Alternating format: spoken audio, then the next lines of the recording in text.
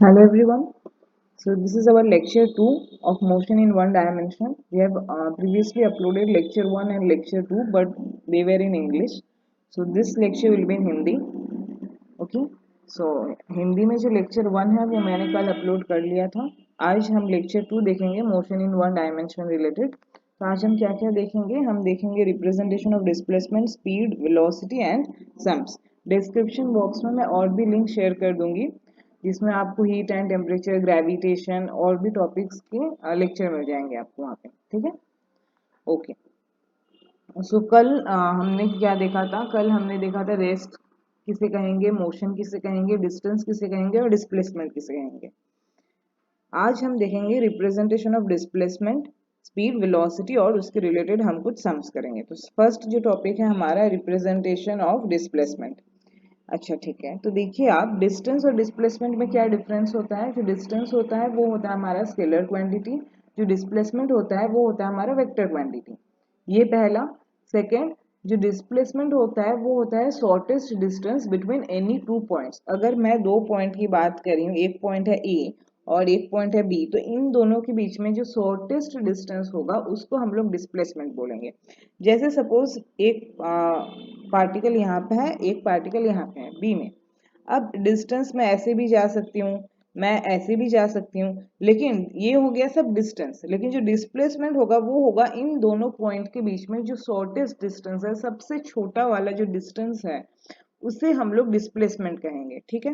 तो सपोज मैंने डिटेल में ये वाला लिया एग्जाम्पल. आप देखिए, एक पॉइंट है मेरा ए, मुझे ए से बी जाना है. तो मैंने दो पाथ मैंने लिया. एक तो मैंने ए से बी ऐसे डायरेक्ट वाला लिया और एक मैंने ए से मैं सी में गई, फिर सी से मैं बी में गई. तो मेरा डिस्टेंस क्या होगा? ए से मैं सी में गई तो 4 किलोमीटर और सी से मैं बी में गई तो 3 किलोमीटर. तो मेरा टोटल डिस्टेंस कितना हो गया? 7 किलोमीटर.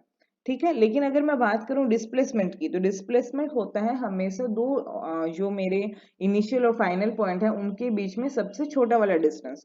तो मेरा सबसे छोटा वाला डिस्टेंस हो गया ये स्ट्रेट लाइन. तो हमें पता है पाइथागोरस थ्योरम, और ये मेरा राइट एंगल है. तब हम पाइथागोरस थ्योरम यूज कर सकते हैं और हम क्या लिखेंगे? फिर हम लिखेंगे A B square that is equals to A C square plus C B square. Right. ठीक है. मतलब जो मेरा हाइपोटेन्यूज स्क्वायर है that is equals to base square plus perpendicular का स्क्वायर. तो यहाँ से हमें ए बी का जो वैल्यू है वो हमें मिल जाएगा, क्योंकि ए सी का वैल्यू है 4, तो 4 का स्क्वायर दैट इज 16 और सी बी का वैल्यू हो गया 3, 3 का स्क्वायर जिसका वैल्यू हो गया 9, तो 16 प्लस 9 दैट इज 25, उसका स्क्वायर करेंगे तो 5 किलोमीटर. ठीक है. तो मेरा ए बी जो है वो मेरा डिस्प्लेसमेंट है और वो कितना आया मेरा 5 किलोमीटर. अब देखिए यहाँ से हम एक कंक्लूजन लिख बता सकते हैं. डिस्टेंस मेरा था कितना? 7. डिस्प्लेसमेंट कितना हुआ? 5. मतलब मेरा जो डिस्प्लेसमेंट है वो डिस्टेंस से कम है. इससे हम एक कंक्लूजन बता सकते हैं कि डिस्टेंस कभी भी, डिस्प्लेसमेंट कभी भी डिस्टेंस से ज्यादा नहीं होगा. जो मेरा डिस्प्लेसमेंट है वो कभी भी डिस्टेंस से ज्यादा कभी नहीं होगा. इक्वल टू हो सकता है पर ज्यादा कभी नहीं होगा. ठीक है. ये सेकेंड, क्या डिस्प्लेसमेंट कभी जीरो हो सकता है? Can displacement be zero? तो इसका आंसर है क्या? यस. हाँ, डिस्प्लेसमेंट जीरो हो सकता है पर डिस्टेंस कभी जीरो नहीं हो सकता. कैसे? डिस्प्लेसमेंट का मतलब क्या कि मेरा एक, अगर ये पॉइंट है ए और एक है बी, ये मेरा इनिशियल है और ये मेरा फाइनल है. ठीक है. इन दोनों के बीच में जो डिस्टेंस है उसे हम लोग शॉर्टेस्ट डिस्टेंस है, उसे हम लोग डिस्प्लेसमेंट कहते हैं. अब सपोज एक मैन है, वो स्टार्ट हुआ ए से, वो गया सी तक, और ये जो ए और सी का जो डिस्टेंस है वो है 10 मीटर. फिर वो सी से वापस आ गया, वापस ए पॉइंट में आ गया. तो मेरा इनिशियल पॉइंट भी ए और मेरा फाइनल पॉइंट भी ए, तो मेरा डिस्प्लेसमेंट क्या होगा? कुछ नहीं होगा, क्योंकि वो वापस उसी पॉइंट में आ रहे हैं. तो मेरा डिस्प्लेसमेंट हो गया जीरो. क्यों? क्योंकि initial position equal to final position. So मेरा डिस्प्लेसमेंट जीरो होगा. लेकिन डिस्टेंस क्या मेरा जीरो होगा? नहीं. डिस्टेंस कितना होगा? यहाँ से यहाँ गया सी तक 10, फिर सी से बी के पास गया वापस तो 10 मीटर दैट इज 20 मीटर. मतलब डिस्टेंस कभी जीरो नहीं होगा पर डिस्प्लेसमेंट जीरो हो सकता है. ठीक है. इसका मतलब distance can never be zero but displacement can be zero. ये वेरी वेरी इंपॉर्टेंट है. ठीक है. इससे आपको शॉर्ट क्वेश्चंस आ सकते हैं. अब देखिए रिप्रेजेंटेशन ऑफ डिस्प्लेसमेंट, मैं क्यों डिस्प्लेसमेंट का रिप्रेजेंटेशन क्योंकि डिस्प्लेसमेंट एक वेक्टर क्वांटिटी है, तो हम वेक्टर क्वांटिटी को कैसे रिप्रेजेंट करेंगे, हमेशा हम उसके ऊपर में एक एरो लगाएंगे। अगर मैंने बोला जैसे ए बी मेरा डिस्प्लेसमेंट है तो उसके ऊपर में हम एक एरो लगाएंगे, ठीक है। अब जैसे हमें डायरेक्शन तो पता ही है, north south east and west, तो अगर मैंने कैसे बोला कि 10 metre in the east direction में एक मैन मूव हो रहा है तो पहले वो ऐसे जाएगा, ठीक है, फिर 30 metre in the north direction तो फिर वो ऊपर की तरफ जाएगा, ठीक है। और फिर अगर इन दोनों के बीच में डिस्प्लेसमेंट होगा तो ये शॉर्टेस्ट डिस्टेंस होगा, ये वाला ए एंड सी, ठीक है। तो ये आई थिंक आपको डिस्टेंस और डिस्प्लेसमेंट का पूरा कंसेप्ट आपको समझ में आ गया होगा। जब ये आपको अच्छे से समझ में आ गया तब आपको स्पीड एंड वेलोसिटी भी समझ में आ जाएगा, क्योंकि जैसे कि डिस्टेंस और डिस्प्लेसमेंट के बीच में जैसे रिलेशन है, एक स्केलर एक वेक्टर, बाकी हमारा उन दोनों का यूनिट सेम है, तो वैसे ही स्पीड एंड वेलोसिटी का भी है, इनमें भी एक स्केलर है एक वेक्टर क्वांटिटी है। स्पीड मेरा क्या है, speed is defined as distance travelled by the body in a unit time interval, distance, और ये वेलोसिटी क्या है, distance travelled by a body in a specified direction in a unit time interval, same to same ही है, बस इसमें specified direction एक extra है। क्योंकि ये वेक्टर क्वांटिटी है, जब भी वेक्टर क्वांटिटी आएगा तो उसमें डायरेक्शन मैटर करता है, हमने डिस्प्लेसमेंट में भी देखा कि डायरेक्शन मैटर करता है। अगर मेरा इनिशियल पोजीशन और फाइनल पोजीशन सेम हो गया तो मेरा डिस्प्लेसमेंट जीरो भी हो सकता है। इसीलिए वेलोसिटी मेरा डिस्टेंस है travelled by a body but in a specified direction in a unit time interval, तो मैं क्या लिखूंगी, वेलोसिटी डिस्प्लेसमेंट बाय टाइम, और स्पीड को क्या लिखूंगी, डिस्टेंस बाय टाइम।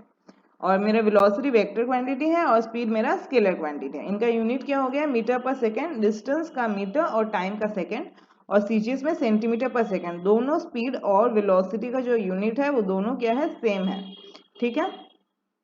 एसआई में होगा मीटर पर सेकेंड और सीजीएस में होगा सेंटीमीटर पर सेकेंड। अब हम फर्स्ट सम करेंगे, फाइंड द डिस्टेंस ट्रेवल्ड। आप पहले सोल्यूशन मत देखना, पहले आप खुद ट्राई करो। देखो, find the distance travelled by a body in 5 minutes, that is time t equals to 5 minutes if it travels with a speed of 20 metre per second. तो हमें क्वेश्चन में पूछा गया है कि हमें डिस्टेंस चाहिए, अगर कोई भी बॉडी 5 मिनट में कितना डिस्टेंस वो ट्रैवल करेगा अगर उसकी स्पीड है 20 मीटर पर सेकेंड। तो सबसे पहले आप है ना यूनिट देख लेना मेरा मैच हो रहा है कि नहीं। यहाँ पे सेकंड है, यहाँ पे मिनट है, तो मुझे मिनट को सेकंड में कन्वर्ट करना पड़ेगा। तो मैं टाइम को जो है 5 × 60 लिखूंगी, और यहाँ पे देखिए speed equals to distance by time, ठीक है। तो डिस्टेंस हम देखिए यहाँ पे speed is equals to what, distance by time, तो मुझे चाहिए क्या, डिस्टेंस। तो distance equals to speed into time हो जाएगा। स्पीड दिया हुआ है 20 मीटर पर सेकंड, पर इसको हमें सेकंड में कन्वर्ट करना पड़ेगा मिनट को, इसीलिए इनटू 60। तो मुझे आंसर क्या मिल रहा है, 6000 मीटर।